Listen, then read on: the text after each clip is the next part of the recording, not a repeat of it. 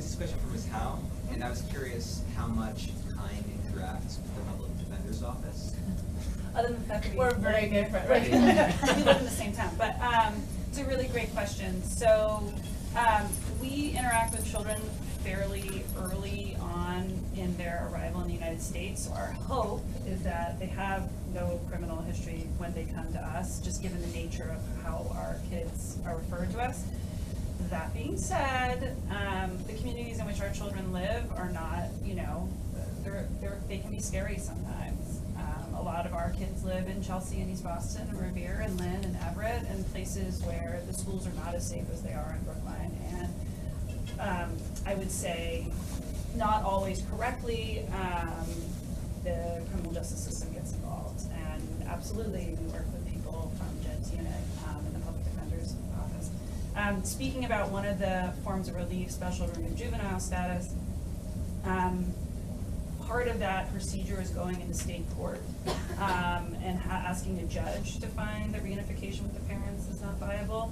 And we can do that through a criminal or a juvenile proceeding. So we would interact sometimes with attorneys if they've been assigned one to obtain that form of legal relief. So it's not that I don't want to work with you. We hope that we don't have to see it. I hope not, because I hope the kids It are, harder. I hope, exactly, like I hope that they've escaped what was scary about their home country and that they're safer here, but, you know, things can go. But there's also been some really interesting collaboration recently around gang issues. Mm-hmm. So a lot of public defenders have a lot of experience dealing with what prosecutors argue is evidence of gang involvement. And we see that coming up now in immigration court a lot, where immigration is alleging that our client, our stitch client, or whatever, you know, whatever reason we're in immigration proceedings, is gang involved. And so we've been working together to sort of learn how these things are challenged from an evidentiary perspective. And so there is definitely interaction. And I just want to say, literally half an hour ago on the way here, I was talking to another lawyer, a case we were working on together, a client, an unaccompanied juvenile who I've been representing. Immigration ICE went to his house, scooped him up, saying he was a gang member. And I have another client who's scooped up here from his home in this area and taken all the way across the country to Oregon for a detention center.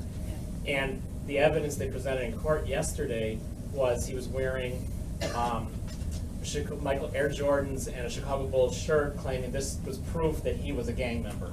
There's no criminal record, no police reports, and there's pictures from Facebook or WhatsApp showing that he was standing next to some what they claim gang members. And as Jen is saying, that's the type of evidentiary thing we have to deal with in court. How do you prove a negative? Prove he's not a gang member. So That happens, I mean, that story is repeated with our clients all the time.